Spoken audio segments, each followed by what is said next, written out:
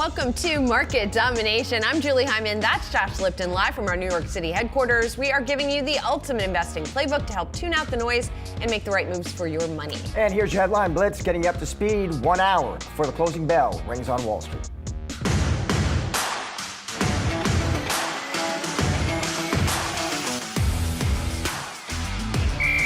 The problem here now is if you are looking for rate cuts based on a weakening labor market, this fits in with the Fed rhetoric that we've heard. Stop looking for those. It's not going to happen, at least in the immediate term. And I think, unfortunately for stocks, the bond market doesn't like that. In theory, stocks should like a stronger economy. But in reality, what we're getting is an economy that seems to be keeping jobs in there. And I think, there was the hope that labor was going to get the Fed onto a more accommodative footing, and this doesn't do that right now. We are a buyer. We've got a valid syndicate. We're prepared to put up as much as $20 billion. And we don't need the algorithm. We don't want the algorithm, obviously, because the order of Congress is forcing them to shut down because of the algorithm. It's Chinese spyware. Pretty well everybody knows that now. Network airlines relative to discount carriers, that cabin segmentation has been underappreciated by elements of the market. So not everybody wants first class, but not everybody wants basic economy.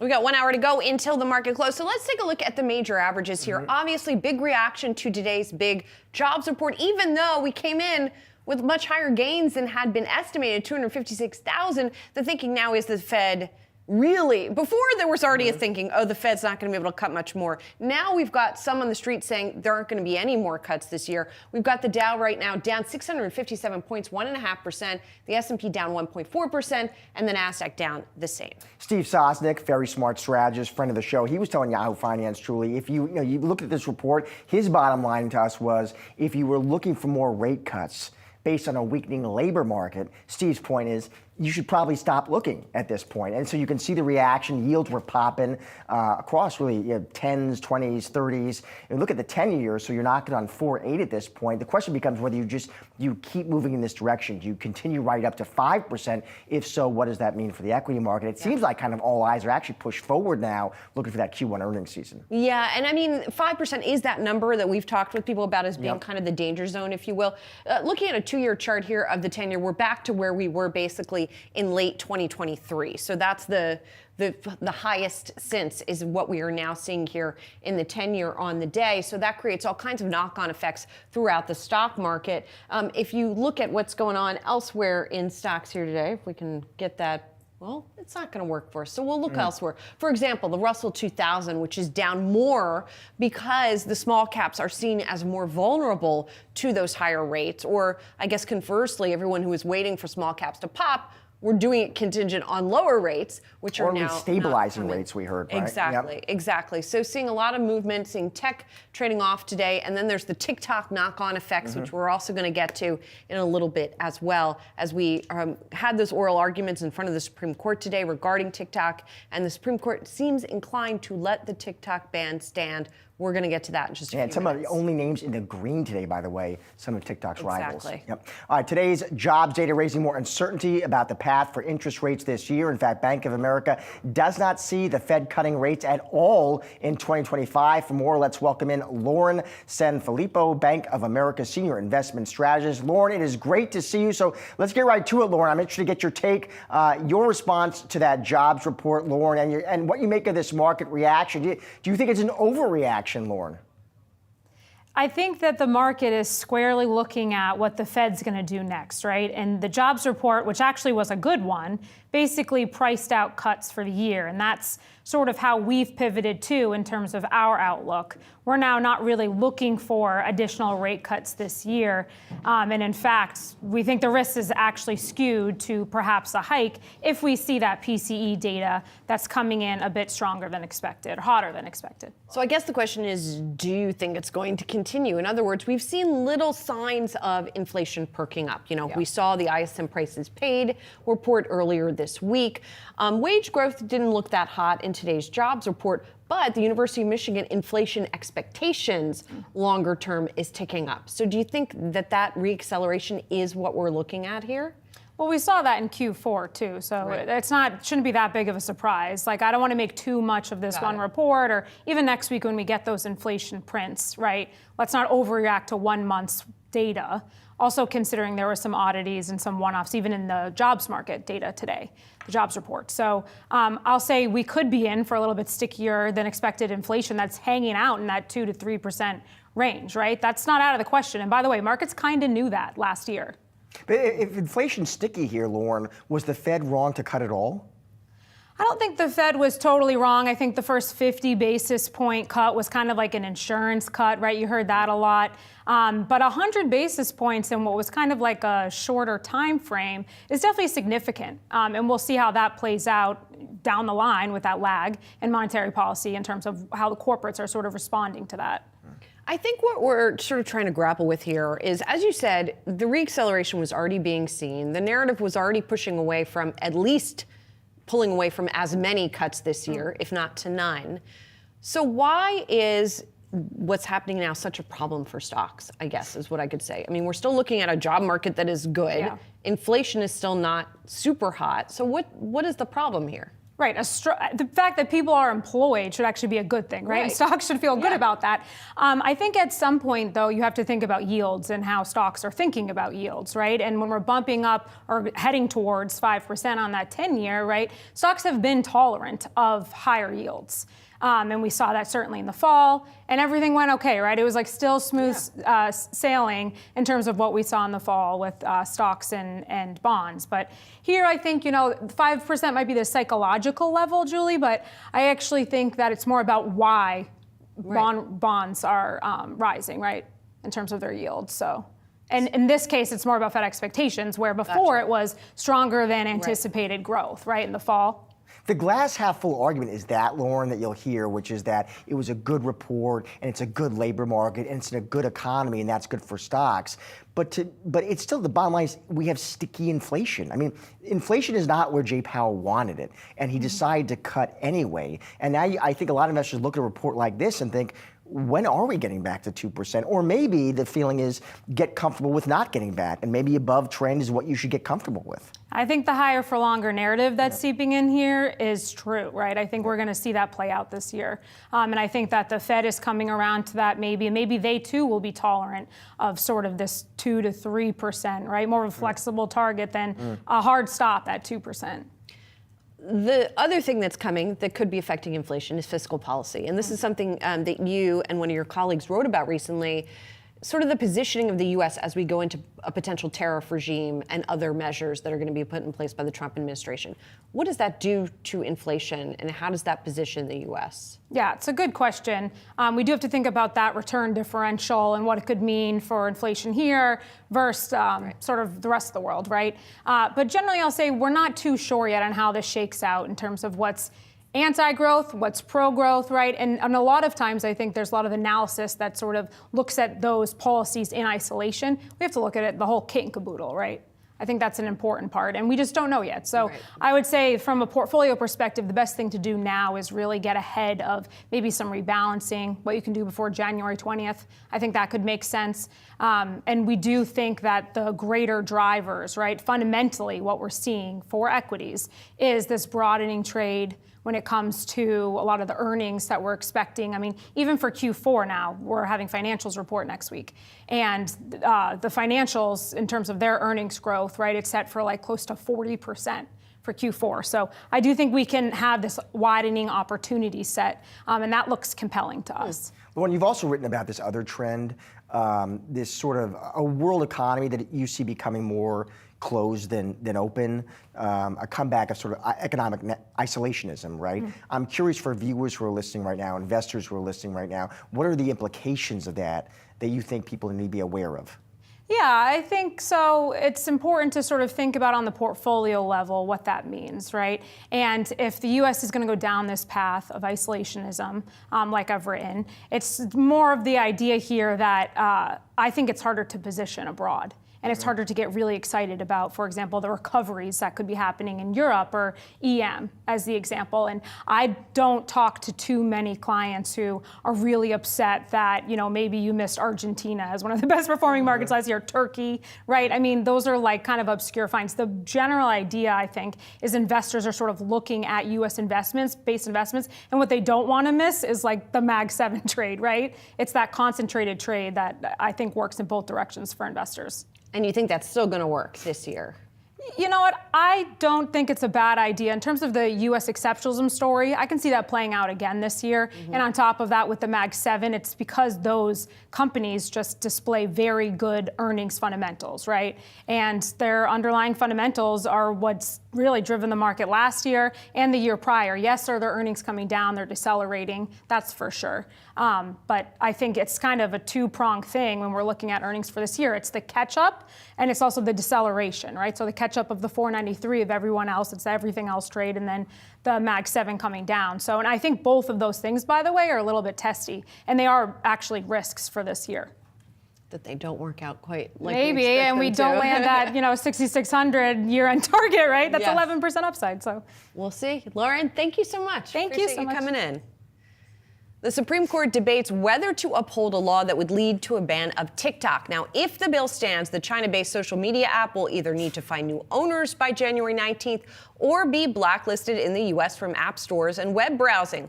TikTok making the case that a potential ban violates the First Amendment right to free speech. The U.S. government expresses security concerns for the social media app's ties to China. Here's what TikTok lawyer Noel Francisco had to argue at the Supreme Court hearing. The government's real target, rather, is the speech itself. It's fear that Americans, even if fully informed, could be persuaded by Chinese misinformation. That, however, is a decision that the First Amendment leaves to the people. For more on the potential fallout, we've got Cornell University Director of the Tech Policy Institute, Sarah Krebs. Thank you so much for being here, Professor. So as we look at this, what looks like the Supreme Court upholding this ban, in your view, why do you think that they did not necessarily find TikTok's arguments persuasive? Yeah, it's interesting that the poly markets and the consensus already has emerged that the courts did not find it persuasive, because I think it was a kind of case that, and I listened to all 2.5 hours, that when I first heard the first part of the hearings, I felt like the TikTok lawyers really took a beating. But I think the justices were also somewhat concerned, very concerned about the question of the First Amendment. But having said that, I think what the basis of this case is really about the content versus the ownership.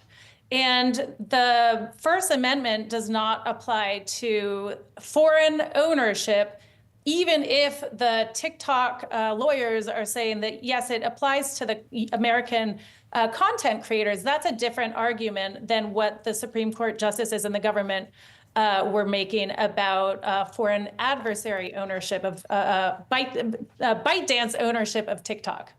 And so, Sarah, given all that, and as Julie's pointing out, that the reports seem to indicate that the Supreme Court voiced skepticism here. But if you were to take your bet, you ultimately think the Supreme Court decides what here, Sarah? I would, having expressed some skepticism about the consensus, the reason why I think that the court will actually uphold the law isn't necessarily about my reading of today, although I do think that the justices in that first part were surprisingly kind of one mind, and which is unusual in an era of polarization. And so there was, I think, that skepticism and that deference to national security. So I would expect, though, that they will uphold it. And I think that has more to do not with today's arguments, as much as historical precedent, which is the courts, in this 2010 case, Holder v. Humanitarian Law Project, which was cited today, the Supreme Court Chief Justice said that this is not a matter, that the courts are not well-versed in national security, and they don't want to have to adjudicate those kinds of decisions. So they generally will defer. And I think having heard today's arguments, where there's that really complex tapestry of technology, of national security, of the First Amendment, and the bipartisan consensus in both the House and the Congress and the unanimous decision by the lower court, that all seems to point in the direction of the Supreme Court upholding this law. And so does TikTok have any other recourse at this point? Yeah, so they got to that in the last part of the hearing. So what happens? So the TikTok lawyer said, well, yes, we're going to go dark on January 20th. But I don't think this will be the last word. I think there is this sense, and this was brought up in the hearings today, is this just the Solicitor General said she thinks that this is just, they're playing a chicken game, which is they're waiting for the government to blink, hoping that the courts will blink, and if not, then they're going to unveil some sort of quick divestment strategy on January 20th. So I think that's what would happen next, and then we'd be in the next chapter. I'm sort of skeptical that that TikTok will just go away on January 20th. I think that this was just kind of the most recent chapter in this saga. Another chapter here, of course, is the Trump chapter.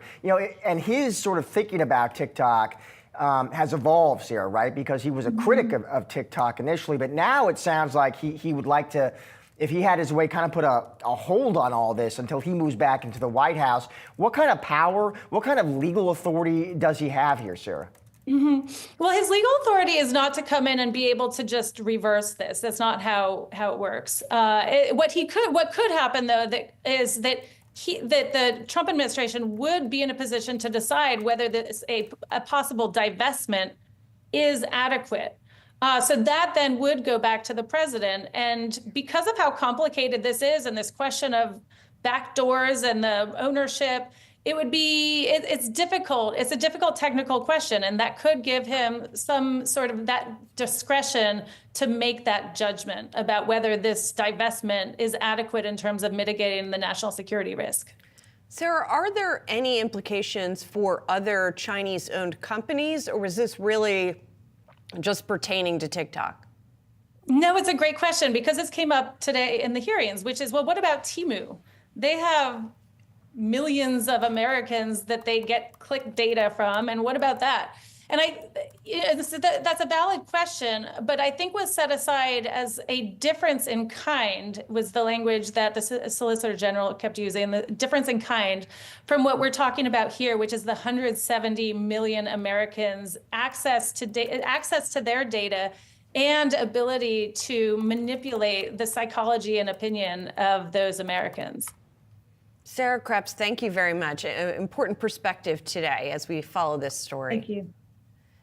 We want to do a quick check now on some of the social media companies here in the U.S. as well, because they are being seen by many as really being beneficiaries of this, particularly Meta, but Snap is trading higher too. Snap has been most reactive to sort of news developments on the TikTok situation. Yeah, we mentioned about Trump too, who initially was a critic of TikTok, now suggested he would like to put a hold on all this drama until he gets back in the White House. And one criticism Trump has made in the past is his concern that if you saw TikTok ban, what would be the ripple effects, would give too much power to other social media platforms. Well, but maybe he's more okay with that now that there's been a sort of Zuckerberg-Trump There was reportedly a meeting. I don't mean the minds. There was a meeting. I'm not sure how it played out. Well, and Zuckerberg has made changes to the platform that one could say would be more in line with the right than with the left. I think there was, on that, I think he was responding, Zuckerberg, to, listen, I think for sure it's not a bad idea to be on the right side of the incoming president.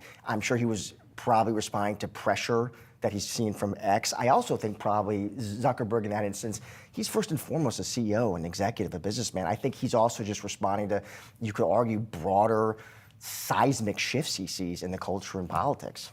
Whatever the reason, I just wonder if it will make President Trump less we wait and see. Antagonistic, if you will. We'll wait and see.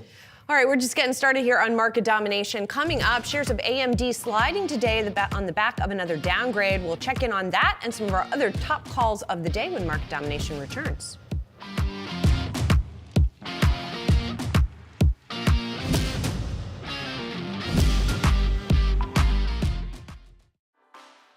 A new year for markets and leaders that power them is upon us. And that means the biggest names in business are about to descend once more to the ski town of Davos, Switzerland. That's where the World Economic Forum will be holding its annual meeting starting January 20th, which coincides with the inauguration of Donald Trump as president. The biggest names in corporate America will lay out their visions and expectations for the new year on everything from navigating the Trump 2.0 economy to markets and AI. The theme of this year's event is collaboration for the intelligent age, and Yahoo Finance will be there on the ground as always, bringing you actionable interviews with top leaders from across industries. Will serve as your trusted guide to one of the most influential market-moving conferences of the year. So be sure to save January 20th on your calendar and tune into Yahoo Finance all week on our Streaming Now section on our homepage, our app, YouTube, DirecTV, and all major streaming platforms. We'll also be taping special episodes of My Opening Bid podcast, which you can find on all major podcast platforms.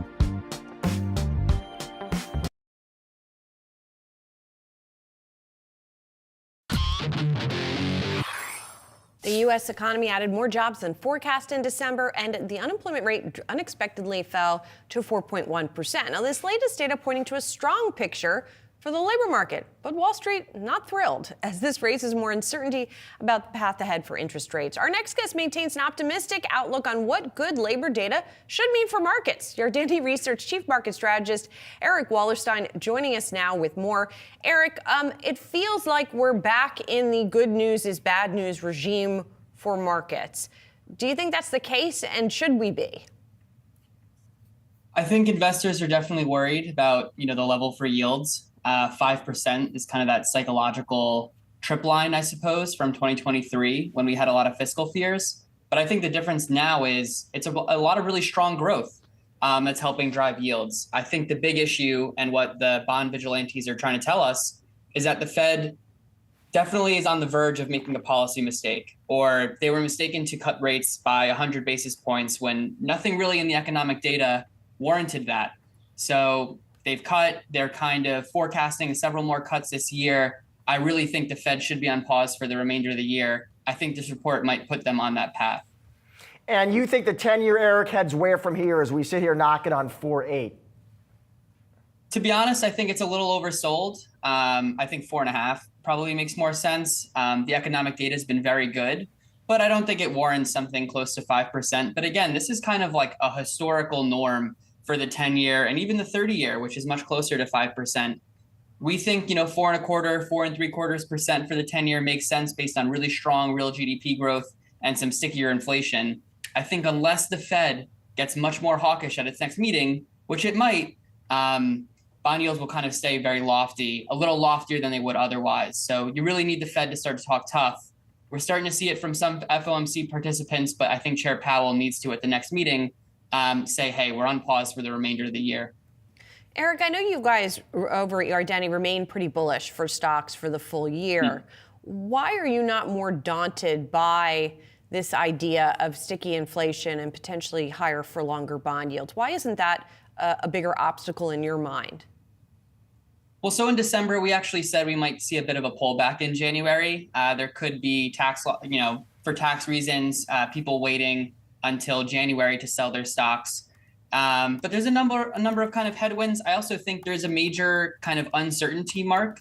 So for the same reason that a lot of businesses waited to hire workers until after the election, now with Trump coming back into office, we're seeing that hiring kind of surge really into the first quarter. I still think there's some, wait and see what'll happen once Trump's inaugurated. What will those policies be like in the first 100 days? But longer term, I mean, a strong labor market, strong real GDP growth, and strong real wage growth are good for stocks. As long as companies think that their earnings are going to be going higher, which they do, and we're expecting a really good Q1, maybe 10% year over year earnings growth, a little bit better than analysts are expecting. They'll continue to hire workers. Consumers will continue to spend their rising real incomes and their strong wealth effect, and the economy keeps chugging along. Eric, we talked to another market pro on the show today who said, in her opinion, odds actually creeping up that the Fed raises rates in 2025. What do you make of that argument? Yeah, so before the December FOMC meeting, I thought there'd be a chance that a hike would be priced in at least to the March meeting, or some odds of a potential rate hike. I totally think people should fade that. I understand that finally more of the investor community is starting to come around to the idea that, whoa, inflation is much stickier than we thought. It seems like the Fed is finally starting to catch up to that as well. I don't think the Fed will hike unless something materially and drastically changes in the underlying economy. To admit a policy mistake, especially so soon after they just cut by 100 basis points, would be a real egg in the face for the Fed. They messed up on inflation the first time. To mess up in their easing cycle, I don't think they want to admit that. So as long as things kind of remain around where they are, I think there's no chance the Fed hikes. Eric, you earlier mentioned the words bond vigilantes, and I wonder if any part of the selling that we are seeing now in the bond market is linked at all to incoming fiscal policy and concern over deficits. I don't think so at all. I don't think there's really anything in terms of, we have a really strong fiscal impulse and we've had it for the past few years. I think if anything in this coming administration, the deficit will either remain the same or shrink. So I don't think there's been no news, right, in terms of, new fiscal stimulus, and we have the debt ceiling deal that's, kind of a question mark, but not something that would drive yields higher. We're also seeing this globally. Long-term bond yields across the globe, except for China, of course, are rising. I think there's still a wait and see. I think as soon as the Fed talks hawkish, the 10-year will fall back, but people shouldn't be so scared or worried by like a 4.75% 10-year, when in fact that's pretty consistent with not only current economic strength, but just pre-Great Financial Crisis levels. It's around a historical norm. I think the stock market can deal with these levels. I think consumers by and large can deal with these levels. And it's just kind of going back to the actual norms. Eric to markets, everybody just calm down. Thanks so much for joining us. Have a good weekend. Thank you. Enjoy your weekend.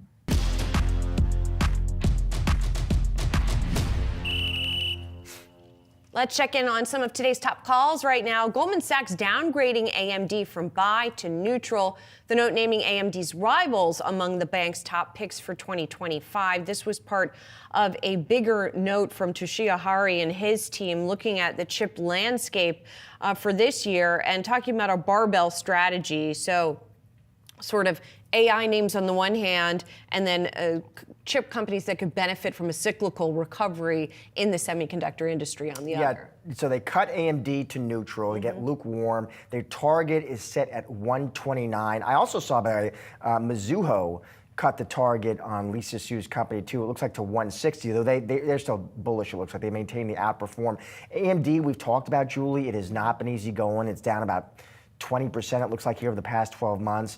Most analysts, though, are with Mizuho. They're still bullish on this call, clearly expecting better times ahead in 2025. Yeah, Hari, though, reportedly saying that in PCs and servers, even if the AI business grows okay, that PCs and servers are not going to do as well for AMD. And by the way, Goldman is still bullish on NVIDIA. The price target there is 165, and it's still a buy on that name. It's also a buy on Teradyne, which is a chip equipment maker that is on the smaller side, and it's on that its conviction list for Teradyne. So a couple little watch there. Sounds positive. Meanwhile, Truist downgrading on semiconductor from buy to hold. Analysts citing concerns for the company coming out of this week's Consumer Electronics show. So they go to hold.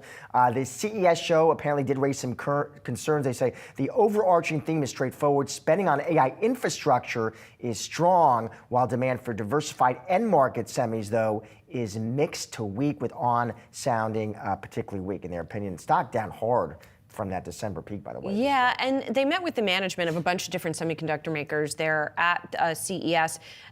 Will Stein, the analyst over there, writes, ON is in the middle to late innings of a significant transformation from a shift away from a manufacturing-first strategy to an IP-first strategy. And he seems to have some confidence in the management. However, he says margins are going to face pressure going forward, and the street is too optimistic on the margin front. By the way, what do they like? They still like NVIDIA. They say the company's position in data center AI, both training and inference, appears to be solidifying even further. And we have a short call out today as well. Scorpion Capital disclosing a short position in a company called Transmedics. That Scorpion, that is accusing Transmedics of what it says are fraudulent practices. By the way, we've reached out to Transmedics and have not yet received a reply. But I think even in the language of short sellers, this is a pretty dramatic statement here. They write in their report, in 20 years of shorting, Transmedics is, quote, the most extreme and grotesque healthcare fraud we have encountered. Transmedics, a company that does services around organ transplants. And effectively, Scorpion is saying there's some predatory behavior here on the part of the company. Yeah, it is rough. I mean, the report alleges a list of issues here. Wrongdoing, they say, in business practices, fraudulent billing schemes, off-label misuse of its devices, reliance on kickbacks to drive sales. So a long list of concerns here. Stock down hard here over the past 12 months. Yeah, exactly. You might think it would be down more today on language like that, but it's already fallen quite a bit. All right, meanwhile, Citigroup upgrading McDonald's from neutral to buy, the note highlighting improved profitability and new products. This one was a broader note. It was interesting because it seemed like the analyst said, broadly, generally, restaurants could have kind of a challenging year in 25. But within that, he finds some spots, some opportunity he does like. So he upgrades McDonald's to buy, expects 2025 to be the year where the chain fully leans back into its scale advantages, drive share gains in key markets. Target goes to, it looks like 334. Yeah, for me, this note was all about the value meal, that the company finally has come back and solidified its value strategy. As the analyst writes in this note, it was kind of since 2018, 2019 that McDonald's hasn't revisited and refreshed its value menu and its value strategy. So that really seems to be a cornerstone of the upgrade here. They talk about that revamped national value platform, a coordinated national messaging push as well. New products like snack wraps as well are playing a factor in this upgrade. Likes Sweet Green as well. Room for substantial financial upside. Target there goes to 49. All right, coming up, Aurora Innovation announcing a long-term deal with NVIDIA this week. We've got the company's CEO on the other side to chat the partnership. Stick around, much more market domination still to come.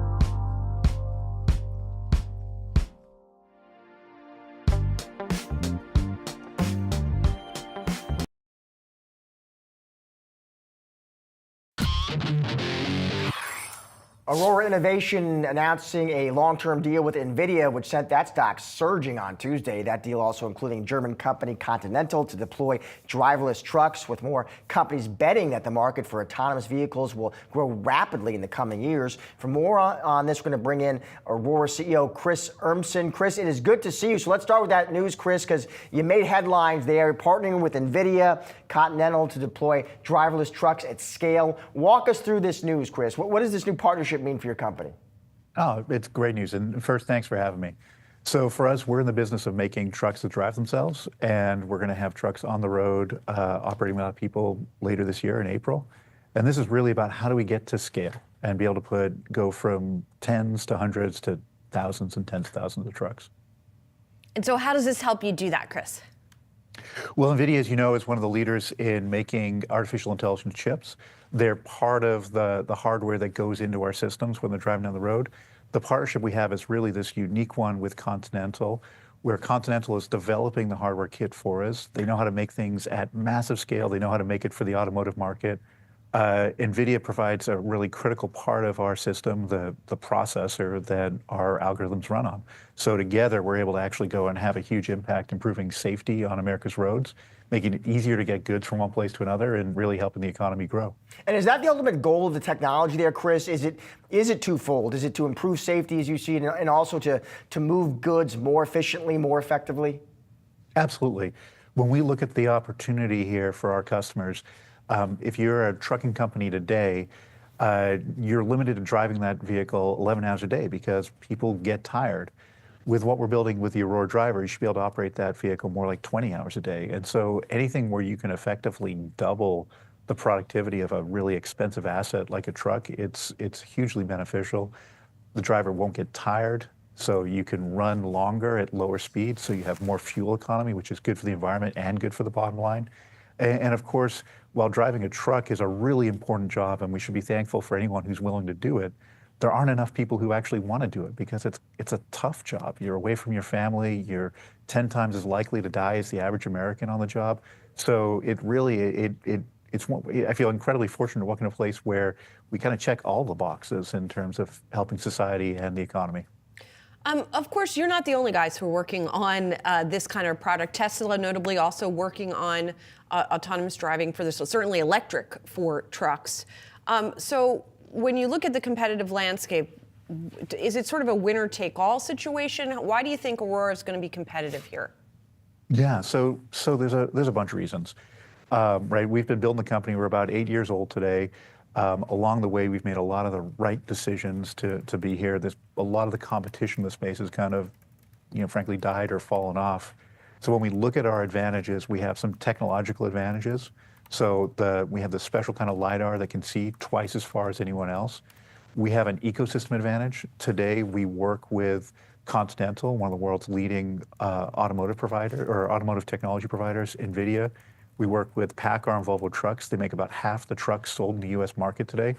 And then we have incredible customers like FedEx, Uber Freight, Werner, Schneider, and others that we can't talk about today. And these are the big names in the space. So we're positioned with the technology and the partnerships, and then we have an incredible amount of know-how in the company to actually go deliver this technology. Chris, we're talking about the commercial side here. I'm very curious to get your take on the consumer side as well when it comes to autonomous driving. When do you think we see mass rollout, mass adoption of that technology, Chris? In terms of timeline, is it 5 years, 10 years, longer? I think the good news is we're coming out of the valley of disillusionment in the Gartner hype curve.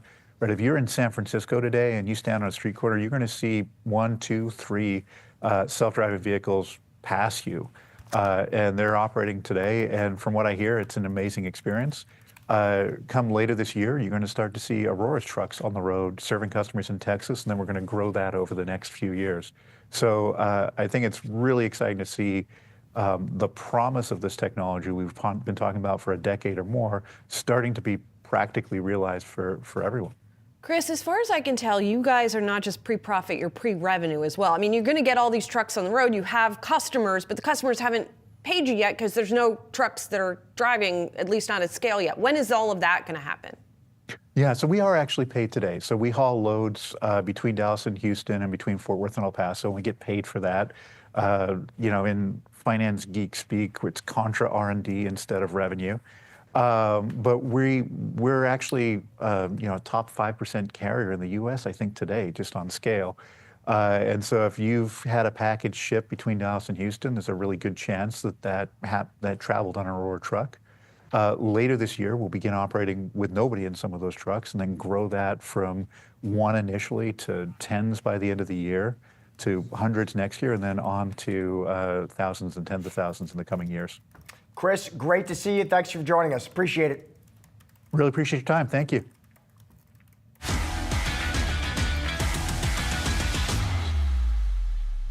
All right, time now for some of today's trending tickers. You can scan the QR code below. Check out the best and worst performing stocks of the session on Yahoo Finance's trending tickers page. First up, a look at Constellation Energy shares surging as it agrees to buy Calpine for $16.4 billion. That deal marking a major acquisition in the U.S. power industry. In fact, will create the largest fleet of U.S. power stations.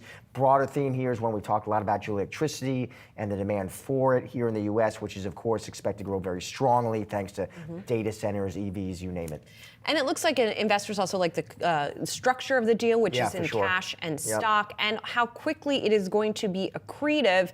Constellation says it's going to boost operating earnings per share by more than 20% by 2026, and then $2 a share out in future years. And so investors like that it's going to add to the bottom line pretty quickly. What's also remarkable about what we're seeing in terms of the Constellation stock reaction today, this was one of the best performers in the S&P 500 it had already last surged. year. Yeah. Exactly. Right. It did fall initially a little bit on the first reports that it was interested in buying Calpine, but then comes roaring back today, and it's at a new record high. Just so many investors bet that this is one of those names. Like if you were looking to play the AI power trend, this was one of them, they think. Yes, and they're still thinking that today, it looks like. Turning now to insurance stocks. Those names with exposure to California are under pressure amid the devastating wildfires in Los Angeles. Even as some of them begin to be somewhat contained, there are still growing assessments of what the damage will be. We are watching both the power companies like Edison and PG&E as well as the insurance companies. Obviously, a little bit of a difference between them. There is some concern for the power companies that the fund that has been set up in California, $21 billion, which is a utility fire insurance fund in case they do incur liability for these. And we don't know yet, to be sure, we don't know yet if there is any liability.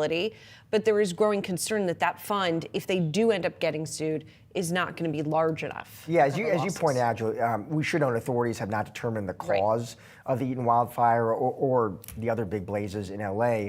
And the fires are not located, my understanding is from the reports I was reading, in PG&E's territory. Right. I did see Bloomberg analysts who cover the space, though, saying, listen, it is the worry, though, it is the concerns that out there about the wildlife fund and how much would be left for future fires. Right. Yeah. And then on the insurance side, obviously, we're still trying to figure out the scope of the damage. Reports say at least 10,000 homes, businesses, other structures have been destroyed. And JP Morgan has already doubled its estimate of what insured losses from the fires could be to $20 billion from $10 billion. That's just from one day to another. Yeah. So those numbers are likely to continue to climb. Right.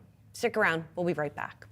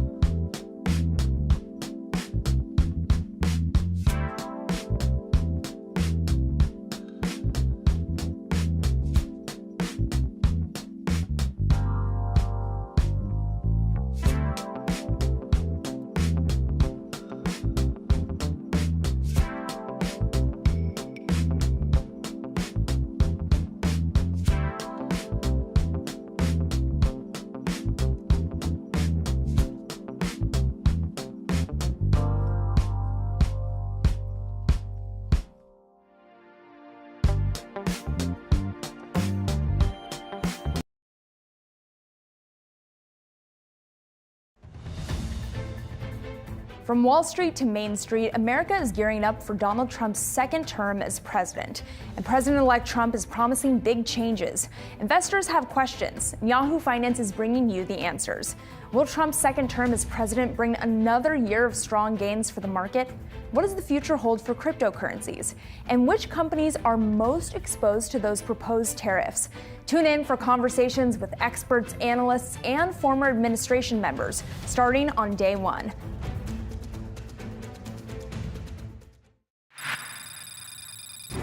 Tilray Brands reporting second quarter earnings today. The company also saying it plans to trim its beverage portfolio. Here to break down the report, Tilray Brands Chairman and CEO Irwin Simon. Irwin, you have been on a tear buying up beverage brands. Talk to me about this rationalization that you guys announced today and how you're sort of adjusting that portfolio.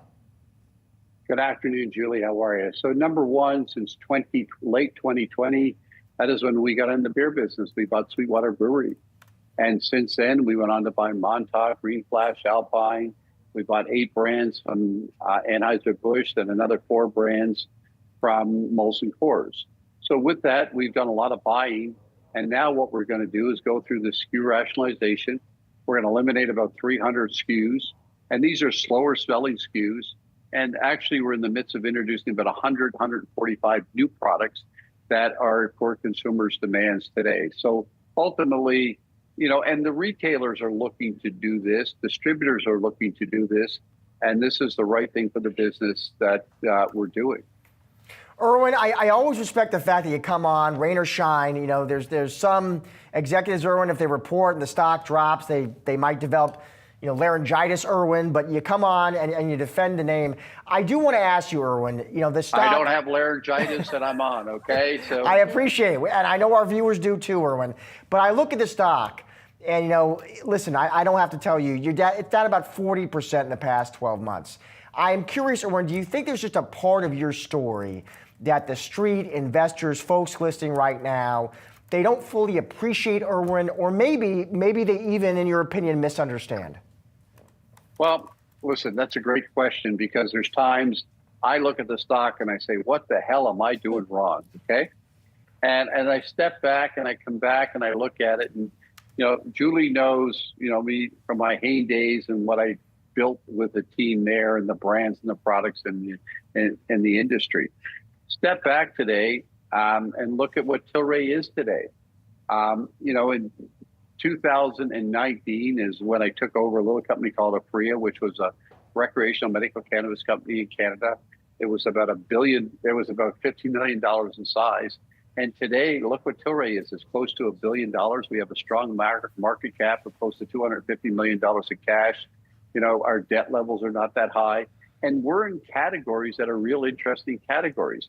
Now, cannabis, it takes time to really come out there and change from a regulatory cannabis. Cannabis is only legal in Canada from a recreational standpoint.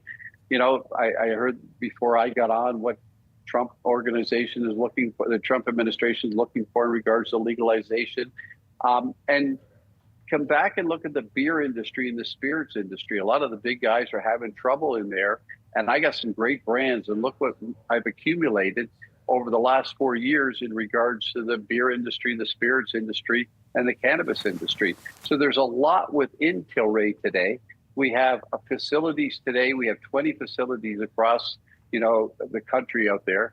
We sell in 20 different countries. We have over 40 brands. And remember, this is only over 5 years.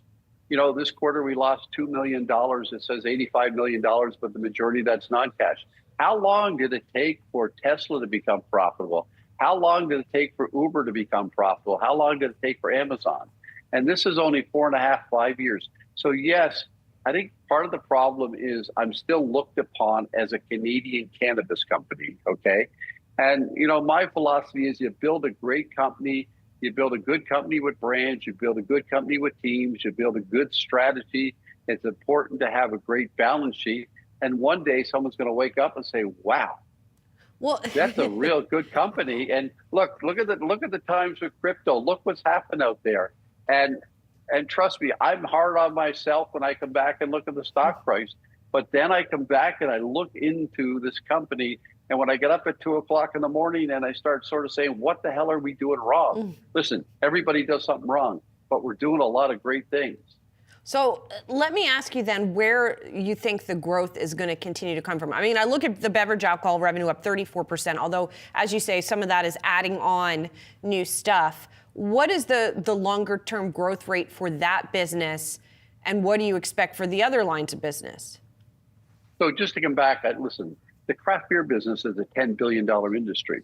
You know, millennials out there today want to drink craft beers. They don't want to drink what their parents drank. So they're looking for new innovation. They're looking for a lot of different products. You know, we've introduced products here that are hemp infused with THC, no alcohol. So we've come out with lots of new products, Liquid Love in a water standpoint, energy drinks. And what we're going to do is make beer fun again and come out with a lot of unique new products. And there's a lot of market share out there, and there's a lot of sales out there to take away from some of the bigger guys in the other craft beer businesses. Listen, within a few years, we're the 5th largest craft brewer today in America. So that's number one for us. With our spirits business, we got a good business within Breckenridge Distillery. You know, ultimately, will we become a national brand? No, but can we sell in 10 states with our bourbon, with our vodkas and our gin? And we have a wellness business called Manitoba Harvest that is based upon hemp and hemp foods, which are high in protein, and consumers are looking for that today. If cannabis legalized in the U.S. from a medical standpoint, there's $10 billion worth of medical cannabis today in the states that it's legal. It would be much bigger if they legalized it. If Tilray had a 2-3%, that's a $250, $300 million opportunity for us. So there is an opportunity. If cannabis legalized in the U.S. and I could sell THC infused drinks today, I think it's a $1 billion opportunity. But if nothing does happen, we're going to continuously grow our cannabis business in Canada. We're going to continuously grow our beverage business. We're going to do additional acquisitions, both in beverages and wellness foods. And we're going to grow our international business in regards to medical cannabis. And, but a lot could change if legalization did happen with medical cannabis in the U.S. and I could sell infused drinks with cannabis. So that's, it's there today, but I'm not dependent upon legalization. Irwin, always good to see you. Always good to have you on the show. Thank you for joining us. Thank you very much for having me, and I will come on the show anytime, okay? Good days and bad days, You got it. Thank you, Irwin. Thank you. While we're wrapping up today's Market Domination, don't go anywhere. We've got you covered with all the action following the closing bell. Stay tuned for Market Domination Overtime.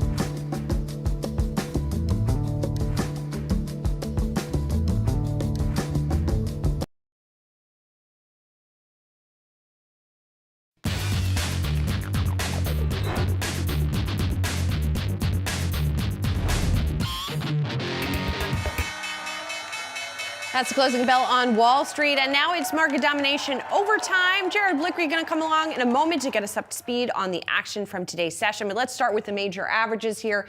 Deep selling happening today, the result of a better than estimated jobs report by most measures. Unemployment rate falling 4.1%, more jobs being added to the U.S. economy than had been estimated. But that perhaps in many investors' minds makes it even less likely that we could see an interest rate cut this year. In fact, the likes of Bank of America and some others on the street saying maybe we won't see one at all. And so as investors try to weigh that and an outlook for potentially reaccelerating inflation, we're seeing stocks sell off. So the Dow down 1.6%, almost 700 points. The S&P down 1.5%, and the Nasdaq down 1.6%. As we talked about earlier, the Russell 2000 small caps really feeling a lot of pain today as a result of all of this. And really, we have seen a pretty remarkable surge in the 10-year over time. Not just today, an 8 basis point increase is nothing to sneeze at. But if you look at the 1-year chart here, and particularly this move upward, that's about 100 basis points or so in move, even just 50 basis points in the last month or so alone. So that has really started to weigh on stocks in a more dramatic fashion. Jared's got a closer look at today's action now. Hey, Jared. Yes, Julie, just to follow up on your 10-year Tino comment, excellent. We have risen 100 basis points since the Fed started cutting rates. So the Fed lowered short-term rates by 100 basis points, longer-term rates up by 100 basis points. This has never happened before, at least in the last 50 years, although 1998 was kind of an echo, and there's something to be read into that. But we need to move on to the market action of the day. What is up today? We got the VIX up, not stocks, but we also have the 10-year T-note yield. We were just covering that. U.S. dollar index, that is also up, and also taking a look at gold. So inflation trade, that is still on. Gold took a dip initially on the announcement at 8:30 a.m. this morning, but it now, it subsequently rose to highs of the day, and now it's backed off a little bit, but 1%. So I think that's notable. Also, Bitcoin ending higher on the day as well. I'm going to cover that with Josh in a few minutes here, probably more like 30. Let's get into the sector action today because it was really risk off. You can see that in the Nasdaq 100 behind me. All right, you got Meta up 84 basis points, but Nvidia another 3% down day. Microsoft down 1%, Apple down 2%, Amazon somewhere in the middle, even Broadcom down about 2%, and just not seeing a lot of respite within the Nasdaq or the tech sphere. Couple of green names in software, but for the most part, a sea of red. You take a look at, let me look for the ARC components. Here we have disruptive tech. That's something that's been surging recently. Not today. You see Shopify down by 3.5%, Block by about 5%, Roku 4.5%. So across the board. And here's another thing I haven't taken a look at in a while. This is a meme trade. And just in terms of the risk barometer, we do see some green and some of the smaller names here. But for the most part, it has been a very risk off day. I'll end with our leaders here. A couple things in the green. That was energy, small energy specifically. That's PSCE. And then Bitcoin a little bit in the green. But for the most part, things really selling off today. We got cannabis leading the way down. We just talked with the Tilray CEO. Solar, China, and also biotech. Biotech not having a great day either. Josh? Thank you, Jared. Stocks sliding into the close. The Dow closing near the lows of the day. The better than expected jobs report drastically lowering the odds of more rate cuts from the Fed. And joining us now is Jason Pride, Glenmead, Chief of Investment Strategy and Research. Jason, it is good to see you. So, you did hear folks, Jason, kind of putting out today this sort of glass half full outlook, saying, listen, that was a good jobs report. Those were good numbers. Good labor market, good economy. That should be good for the stock market long term, but that doesn't seem to be what the market is telling us. But what do you make of the report and today's action, Jason? Josh, first, thanks for having me.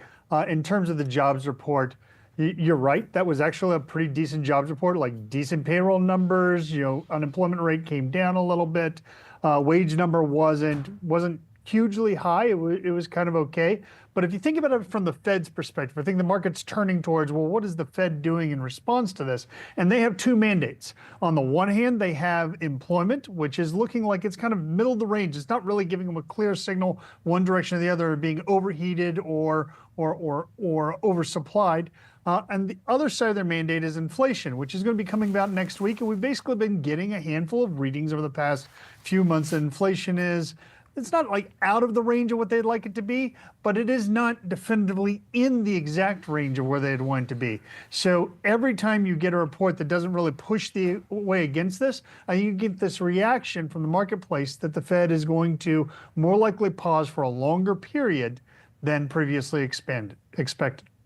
And let's talk about what that means for the stock market, particularly a market where, that had been on a good run until the more recent pullback. Do you think that higher rates are going to be more and more problematic for stocks from here? To some degree, Julie, I think the market is kind of using this as an excuse. Right, we had a very strong year last year. S&P 500 25%, following a year that was already up 20% plus the year before that. This has been a fairly strong 2-year bull market at this point in time, and to have some excuses for taking a breather is reasonable. That the market's pointing to this one. I don't know that this is really the long-term story here. In fact, quite often we believe that markets with interest rates, with inflation expectations, they quite often take the most recent data points and actually extrapolate them a little bit too far. Last year was a great example of that, with 10-year treasuries ripping up to 4.6%, down to 3.6%, back to 4.6% by the end of the year. These are exaggerations of what is probably going to be the long-term selling point for both inflation and rates. In terms of your kind of investment playbook, Jason, for 2025, one big theme I know you tell clients, rebalance but don't chase. Walk us through exactly what that means. Rebalance but don't chase means maybe take your eyes a little bit off of the big 7 or whatever, like big cap growth stocks that everybody's so focused on. Take your eyes a little bit off of that and recognize there is an entire investment universe to own, and that covers other companies within the S&P 500. It covers smaller cap stocks. It covers international stocks. And if you're looking at it like I am today and see your pretty significant yields now on fixed income, which majority of portfolios have some fixed income in it, there are reasons even to rebalance into fixed income given the yields that you're getting. So actively rebalance and diversify the portfolio around those things that have run the most and are now the most concentrated within your portfolio. And Jason, what about small caps? I know you have been looking at relative valuations of the two and, looking at how small caps are trading relative to earnings versus the large caps. We've had lots of people on the show over the past, call it 6 months, say now's the time to buy small caps. And small caps have not delivered for them. What's going to change that? I think small caps, you need to look at it from the perspective of what it's relative to, first and foremost. Small caps have actually outperformed international markets over a pretty considerable period of time. When you're looking at things that are trading at more reasonable valuations, the fundamentals behind small cap U.S. stocks is actually a little bit better than the aggregate international picture. So that's reasonably good. Have they outperformed large caps? No, large caps been on a run because of these really large concentrated portion of the market. What can make it happen is going to be a combination of things. A diversification of earnings, where earnings growth shows up in something other than those magnificent 7, number one. Number two, perhaps some policies coming from the incoming administration. Some sort of latitude or relief on the tax front for corporations, either through expensing items or even through lower tax rates. That will impact small cap more than it does large cap. And then if these tariff plans come about, small caps have half as much of their revenue from overseas markets than larger cap stocks. Larger caps are about 40% of the revenue base, small caps about 20%. They are more insulated against the tariff situations and actually, I would think, more likely to benefit from a tariff situation. Jason, thanks very much. We'll check back in soon. Absolutely, Julie. Thank you. Donald Trump should be excited. The incoming president will inherit a full employment economy from President Biden, with consumers buoyed by solid real income growth and confidence about job security. To that point, employers added 256,000 new jobs in December, far outpacing economists' expectations. However, the market has other ideas, plunging on fears the economy may now be a little too hot. Joining us with more, Yahoo Finance's Rick Newman, looking at this through the Bidenomics lens. I guess we'll switch it back to Trumponomics soon enough for your columns, Rick. But, we've been talking about this economy that Trump is going to inherit. So it's a strong economy, and the reaction, the negative reaction we saw in markets today, it's one of those inverse reactions where it's kind of saying, oh, maybe the economy is too strong. So that's a good thing for Trump. But I can just imagine. So think about the shift in the narrative here about where the Fed is heading. We're now seeing some analysts saying the Fed needs to stop cutting rates, period, and maybe even start thinking about hiking rates in 2025.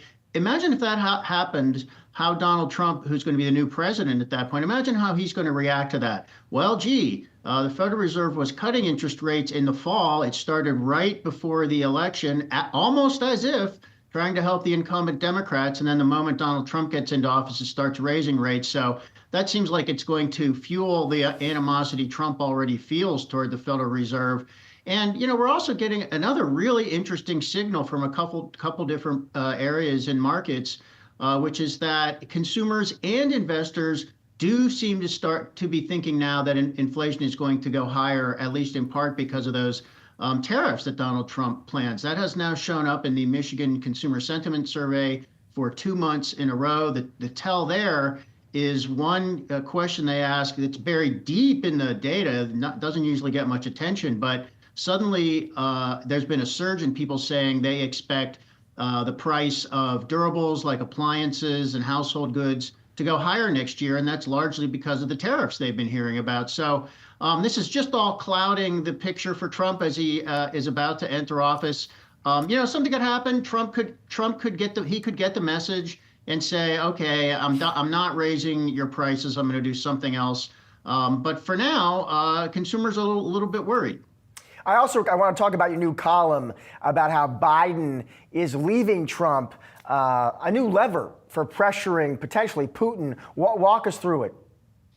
This is a new series of sanctions that really, for the first time, it's obviously related to Russia's invasion of Ukraine in 2022, but for the first time, these sanctions seem to directly target oil production and oil exports from Russia. This is something the Biden administration has been extremely reluctant to do.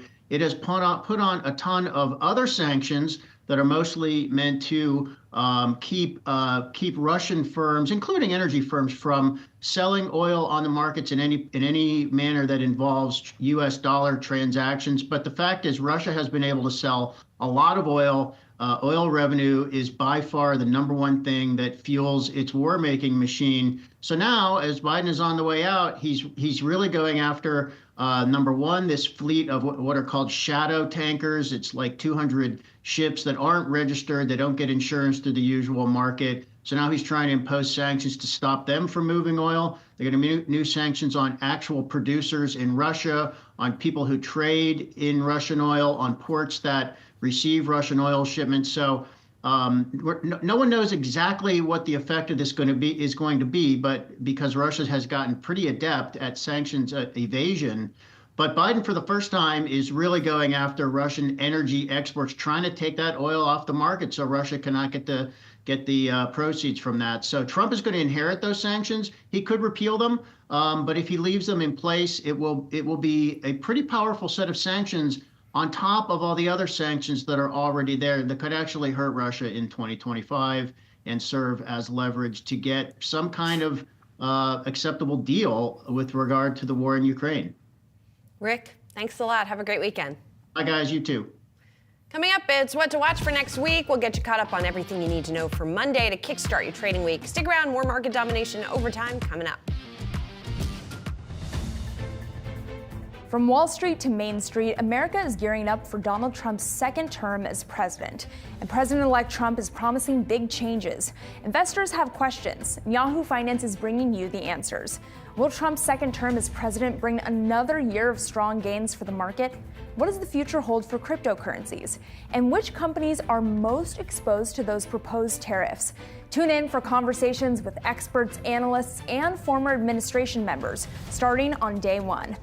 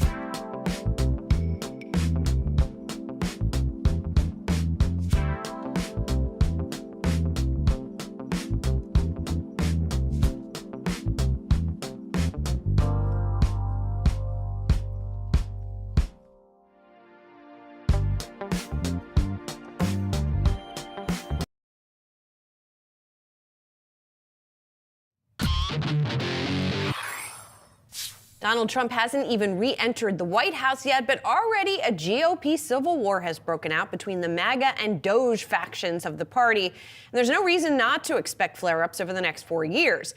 Near the top of the list of disagreements between the groups, how to handle the economy.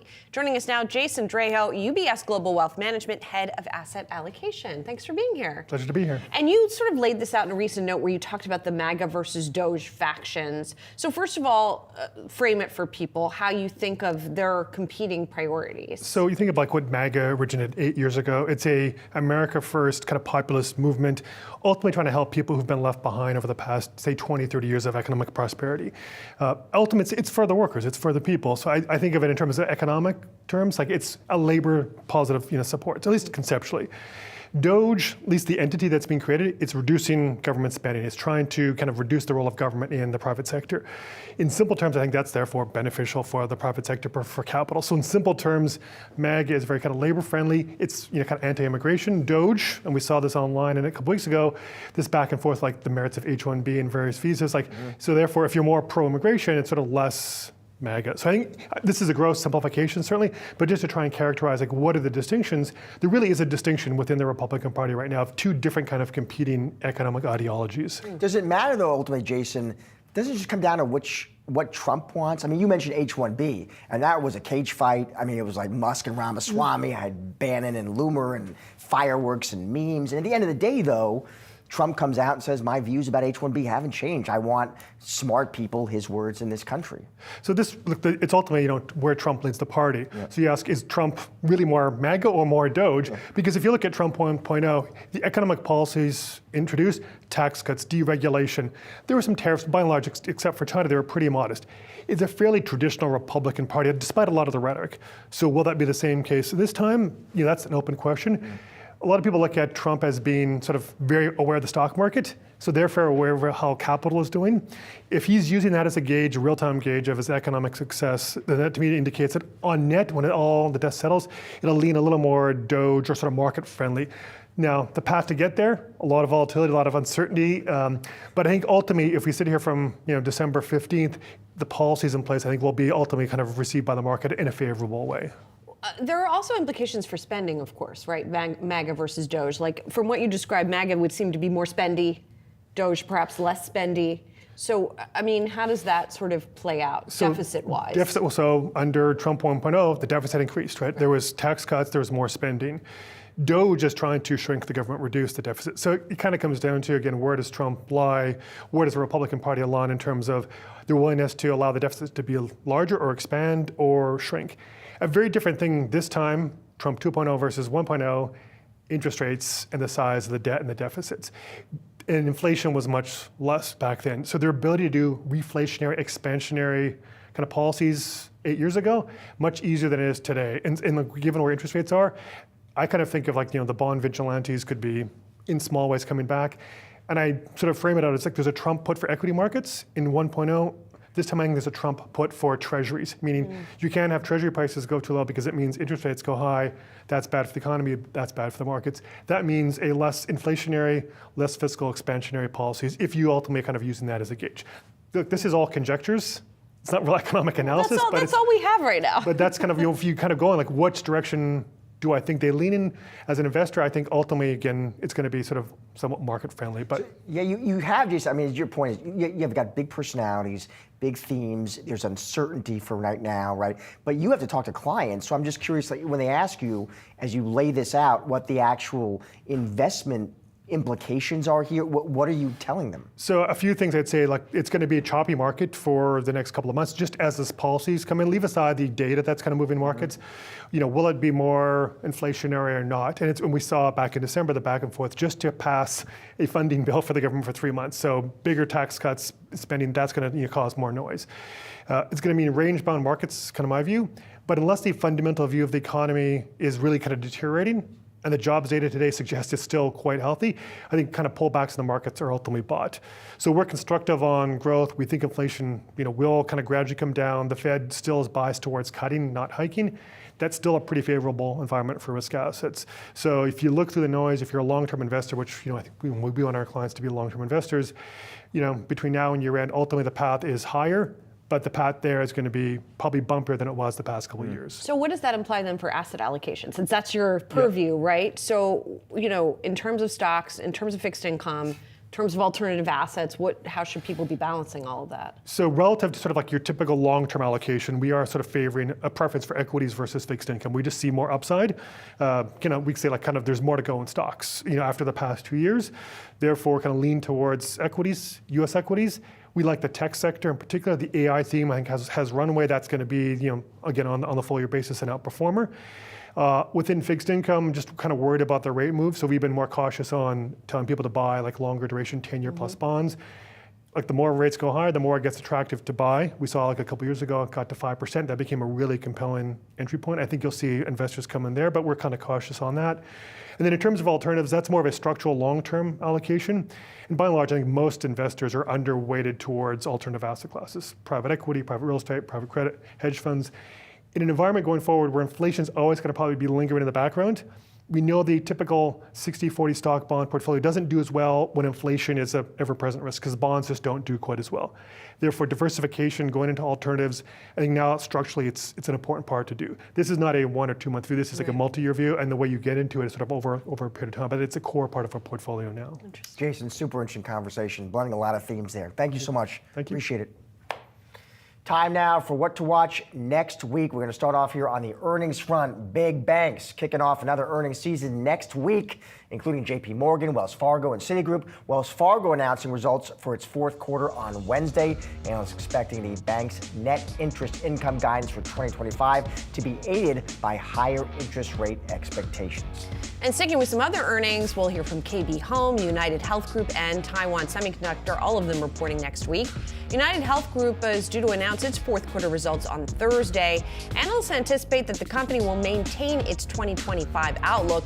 UNH did set modest growth expectations at its investor day last month. And of course, investors will also listen closely for any commentary following a report from Reuters that shareholders are urging United Health to analyze the impact of its healthcare denials following the killing of CEO Brian Thompson last month.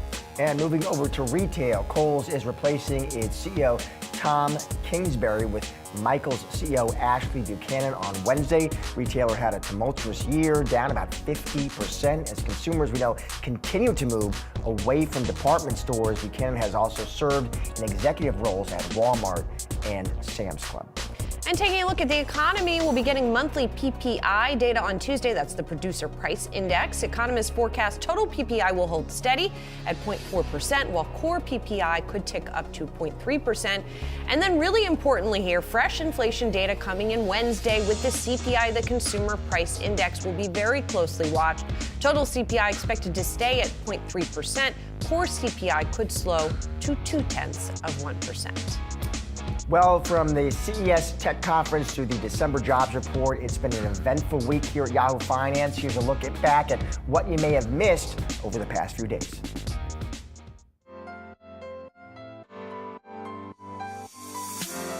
This is the new Thor robotics processor. It's 20 times more powerful than the last one. This will go into self-driving cars, it'll go into robots, it'll go into all kinds of stuff. NVIDIA is the retail darling of the world. What NVIDIA's been able to accomplish is absolutely remarkable. Most of these announcements are not going to most likely impact the near-term financials. We're going to put very serious tariffs on Mexico and Canada. When you put universal tariffs across basically all products and goods, it's going to drive prices up right away. Navigating that whole issue is probably the number one uncertainty. I don't think that we should assume the administration is kind of stupid. 256,000 jobs added during the month of December. The problem here now is if you are looking for rate cuts based on a weakening labor market, stop looking for those. It's reflective of businesses being very cautious. This is the only president that has had positive job growth every single month of his presidency.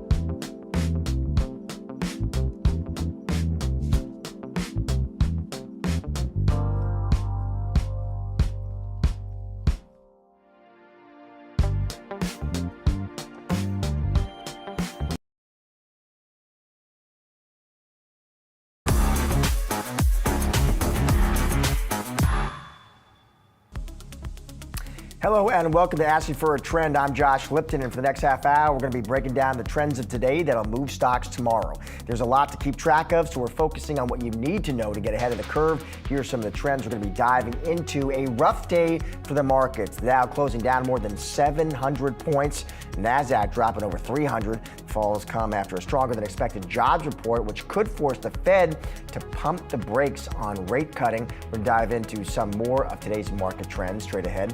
Then Disney kicked off what's expected to be a big year for Hollywood deal making by announcing it's merging Hulu Plus Live TV with sports streamer Fubo. So who could be next? We're going to break that down and tell you. Plus, it's been a year since the SEC's approval of the first spot Bitcoin ETFs in the U.S. We're going to take a look back at a big year for crypto and what 2025 looks like for that sector. Well, U.S. stocks closing lower after the December jobs report blew past expectations. Yahoo Finance's Jared Blickery joins us now with the trading day takeaways. Jared. Thank you. We got to talk about the Fed first, because what we're seeing now may be no more cuts. In fact, we're talking about rate hikes, perhaps. So let me just read you the hot take from Bank of America, the straw that broke the camel's back. And this is in relation to this morning's 8:30 a.m. payrolls report, and he's saying no more cuts. The December jobs report was gangbusters, payrolls rising by 256,000, the unemployment rate falling a tenth to 4.1%. Given this resilient labor market, we now think a Fed cutting cycle is over. Inflation is stuck above the target. And so what we're talking about here is the potential for rate hikes. So we haven't seen that just yet, but just look at the scoreboard for today. Russell 2000 down 2.2%. It is down to October levels. The S&P 500 now down to a November levels. So there was some damage done. We did have a strategist on the show today, Jared, who did say, in her opinion, she did think the odds of a hike this year were coming up, but you're saying we're not seeing that yet. Yeah, we're not seeing it in the bond market data yet. They're still pricing in rate cuts this year, but they are fewer and fewer. And when that reverses, you got to think that the moves in stocks is already going to be underway. All right, this brings us to the second point here, which is the yields and the dollar. They are soaring, and we got to take a look at what happened with the bond market today. This is just absolutely amazing. The 30-year finally hit 5%. It hasn't been there in a couple of years, and the 10-year is well on its way. So let's go to the 30-year first, because that was kind of what was catching traders' eyes this morning.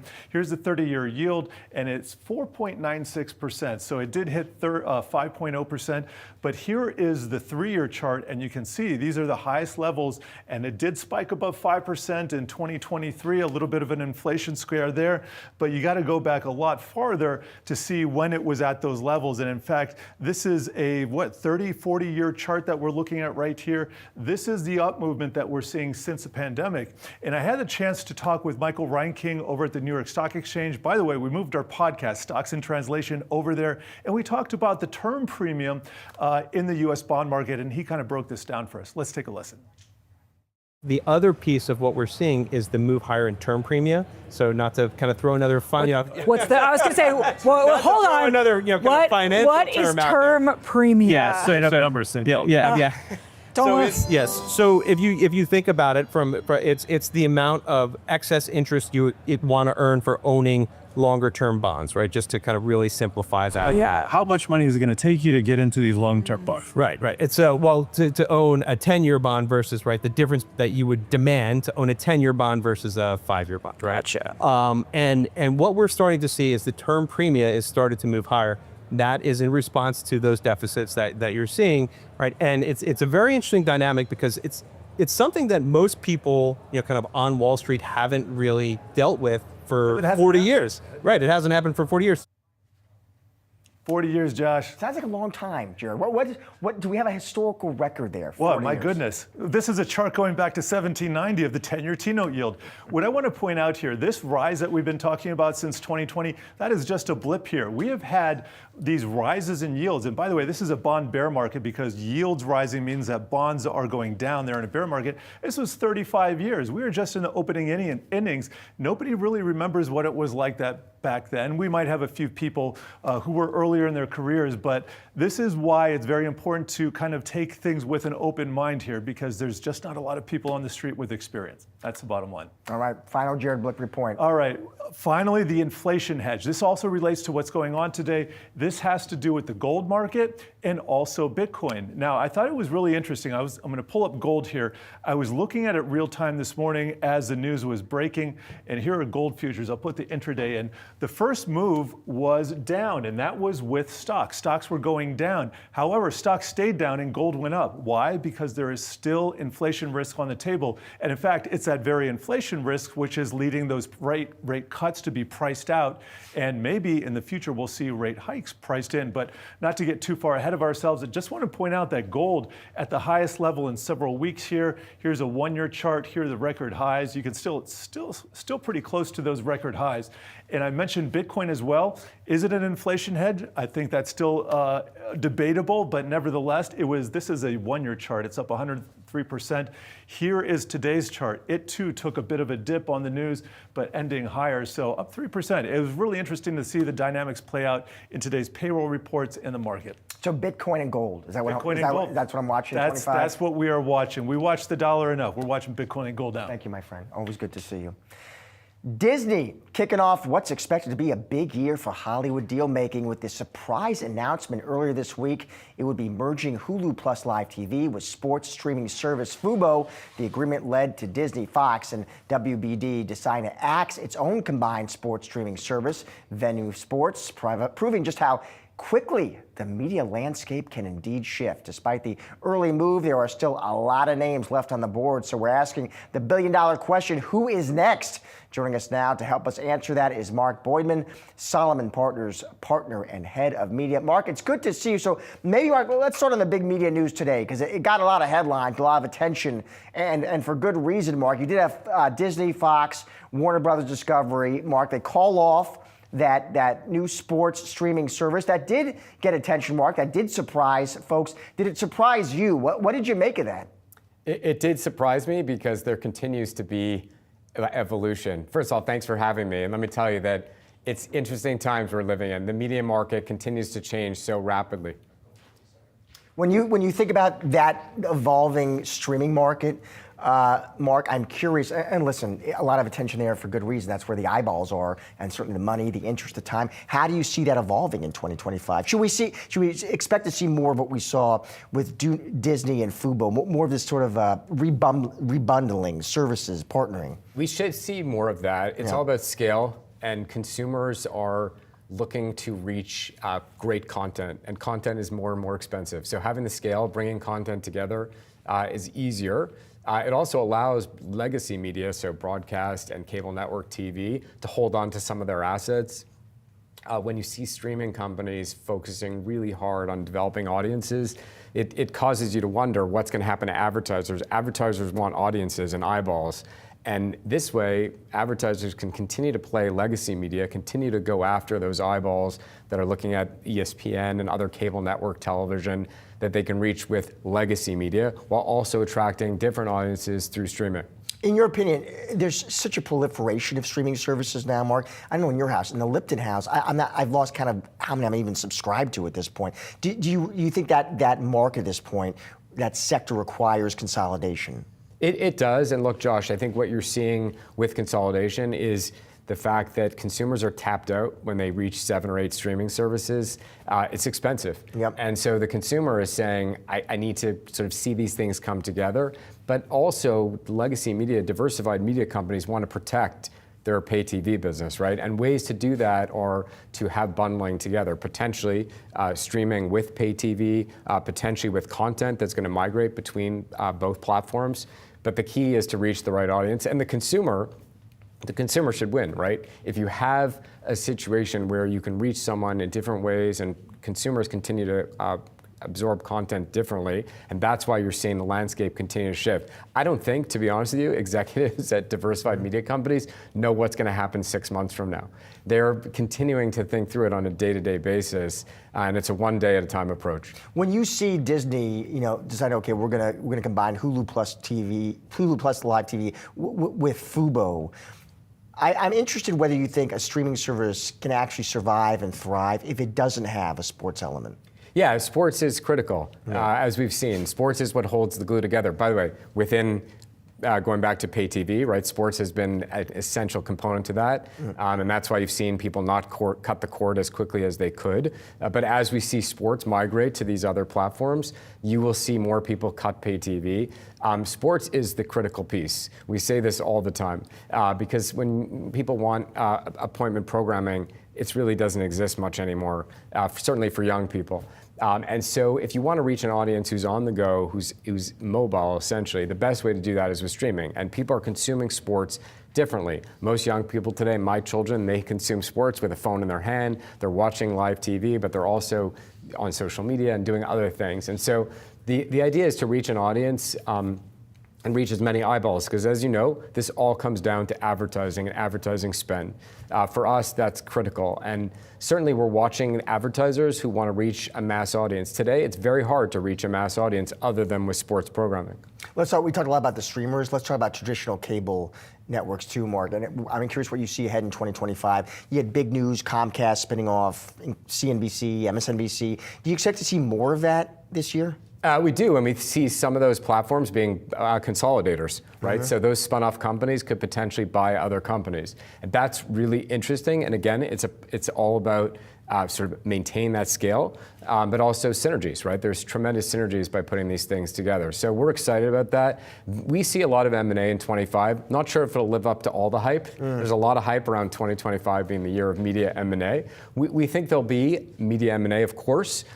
It will be focused, in our view, more on the sort of legacy media businesses and platforms. But we certainly think there'll be a lot of new media attention. Certainly what's happening with streaming companies and the government and interference, what will happen there.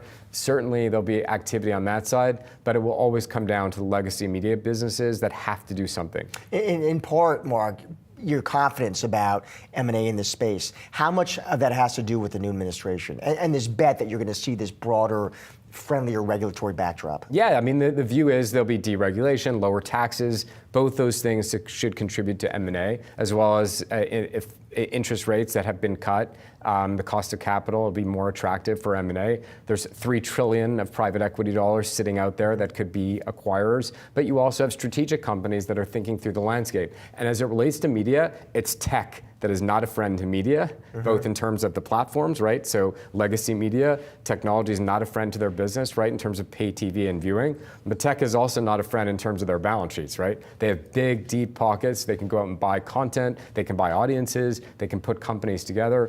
And so it's an evolving landscape that literally could change in a heartbeat. All right, we'll have you back, Mark, to help us walk through it as it does. Thank you. Appreciate your time. Likewise. Thanks so much. Stick around. Much more Ask for a Trend still to come.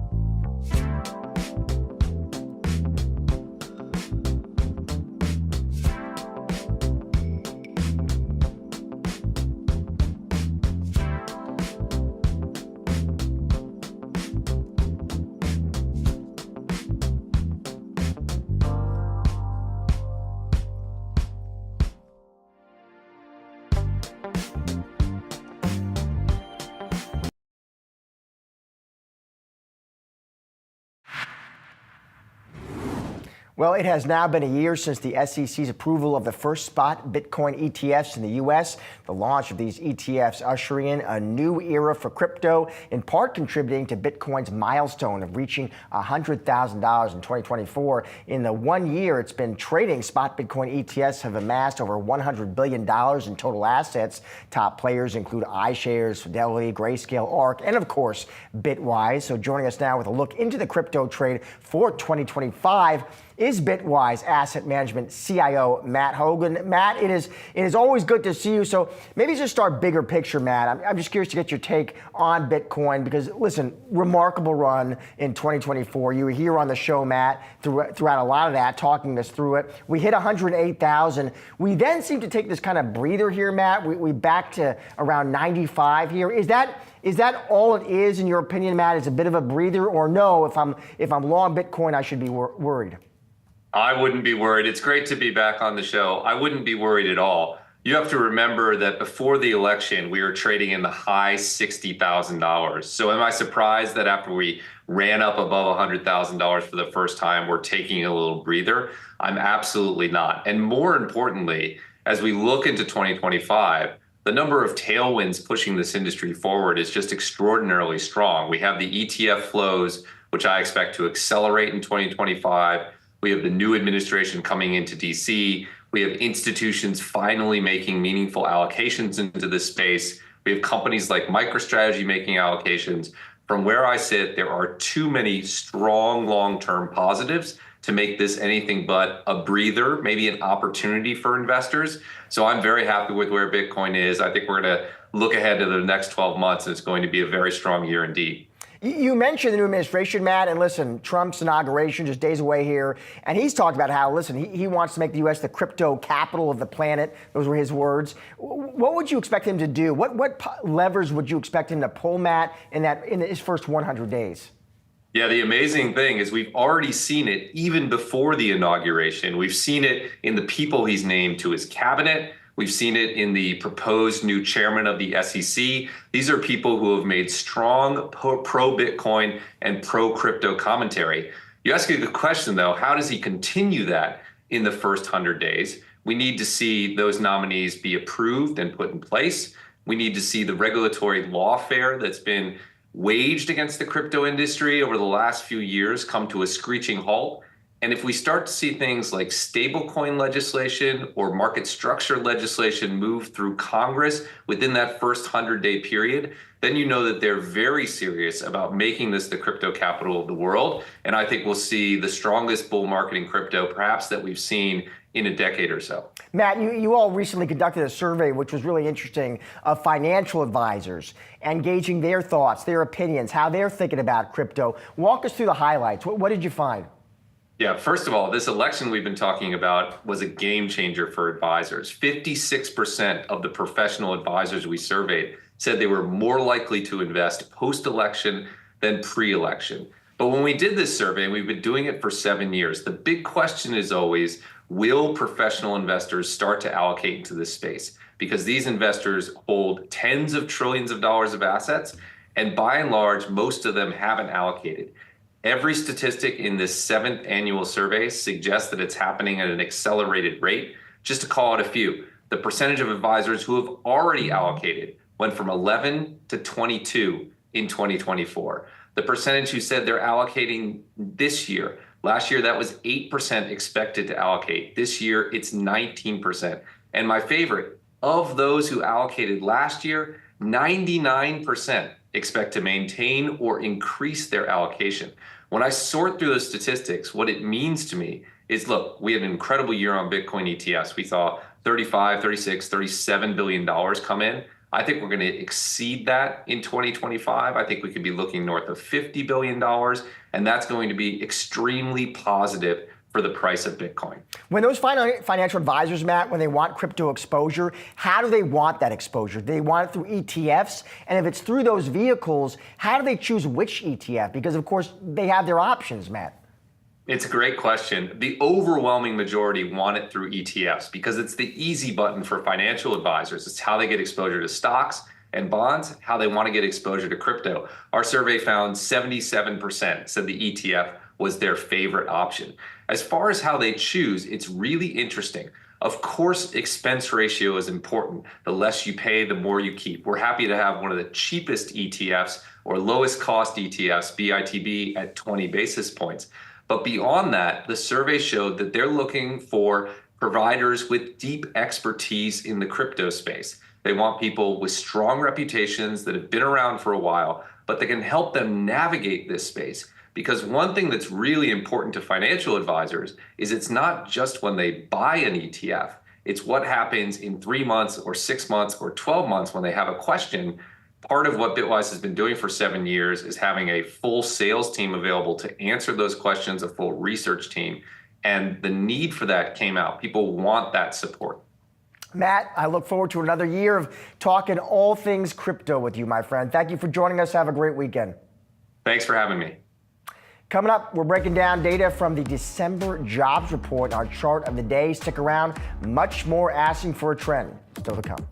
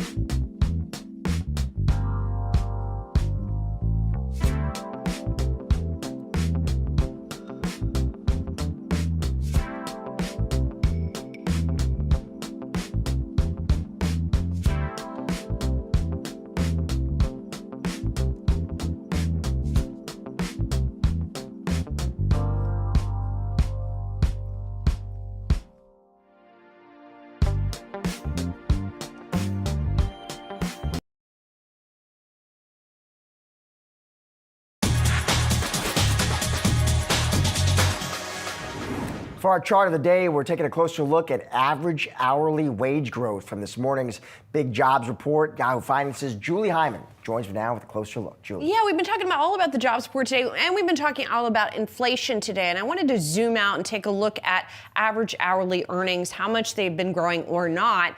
and then the feed through to inflation. This chart coming to us courtesy of Guy Berger. He's Director of Economic Research at the Burning Glass Institute. And his point is, and this is looking, first of all, at private wage growth. That's the blue line. And then what's called production and non-supervisory, effectively folks who are not managers, and what's happening with their wage growth.